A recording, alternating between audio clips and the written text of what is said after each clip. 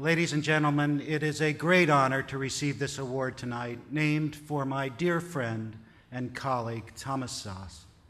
As Thomas Szasz wrote years ago, the only true political virtue is obedience to authority, and the only true political sin is independence.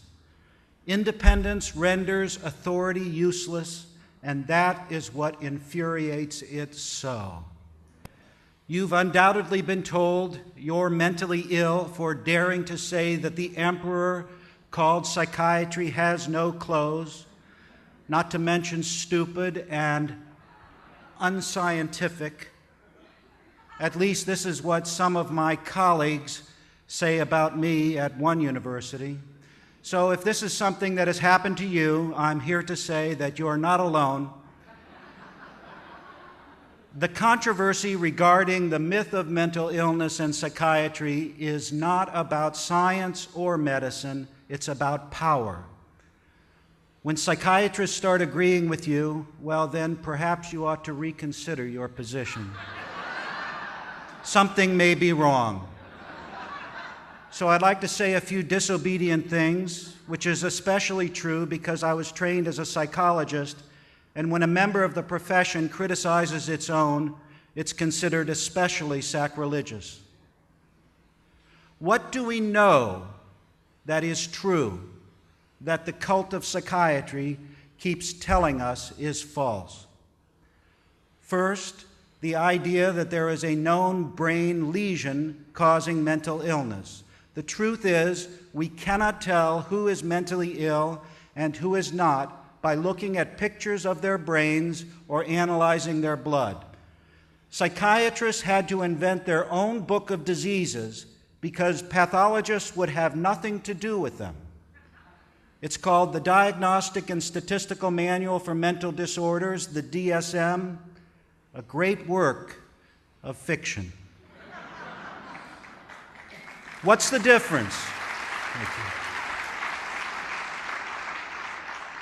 What's the difference between the DSM and a scientific book of disease?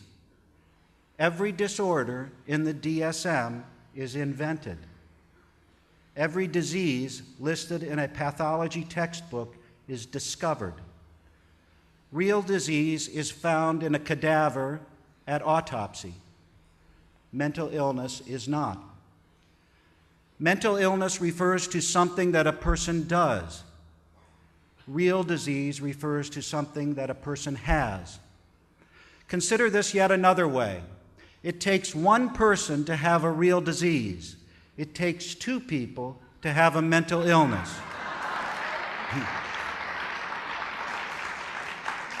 If you're alone on an island, you could develop a real disease like cancer or heart disease, but you cannot develop a mental illness such as hyperactivity or schizophrenia. This is because mental illness is always diagnosed on the basis of some sort of social conflict. When people do something that others find objectionable, they can be diagnosed as mentally ill.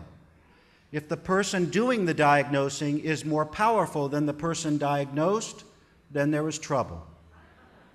In this sense, the diagnosis of mental illness is always a weapon. Not so when it comes to diagnosing real disease. Think of how, when people get angry with one another, they inevitably resort to some kind of diagnosis.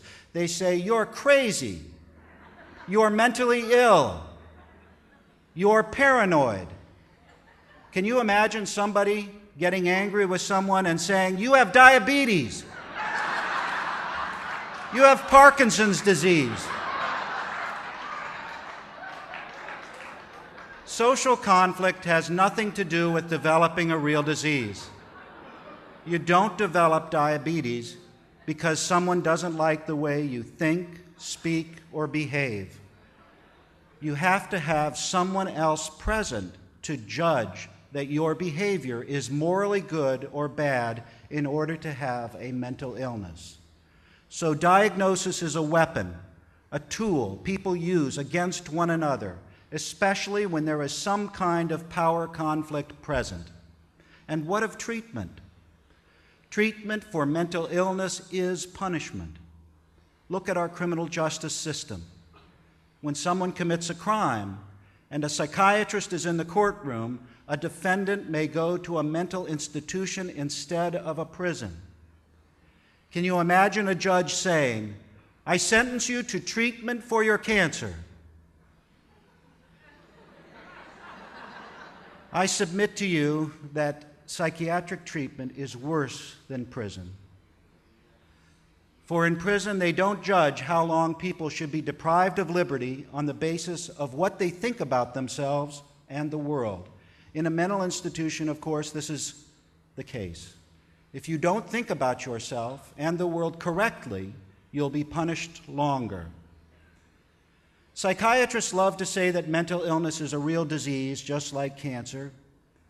The analogy between mental illness and real disease is not reciprocal. It doesn't hold both ways. Having cancer is not like being depressed. We don't shock people who have cancer to make them better, especially if they don't want to be shocked. Consider how melanoma, a deadly form of skin cancer, is a disease here as well as in northern India.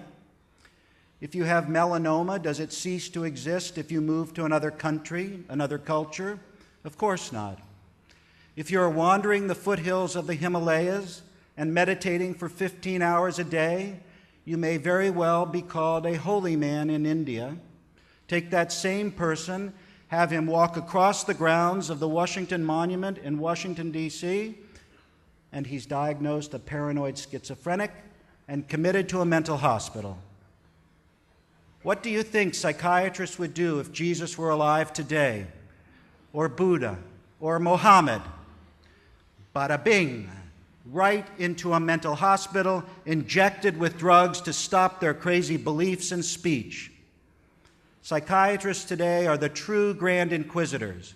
They would crucify the holy men and women of yesterday in an instant.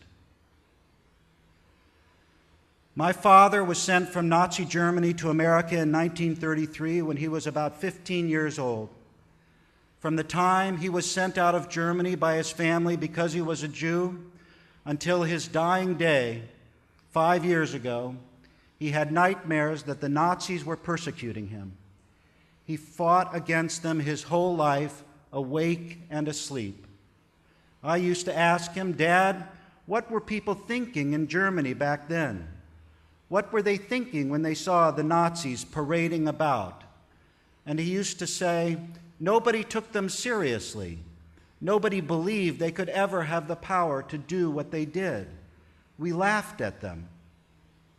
Now, while I encourage you to laugh in the face of those psychiatrists who argue that 2 + 2 doesn't equal 4, know too that we must also take them seriously, especially when it comes to the harm they have done to people in the name of helping them. For if we do not, history will repeat itself. We are building a resistance to the psychiatric Gestapo. The Citizens Commission on Human Rights is an important partner in the fight for liberty and justice.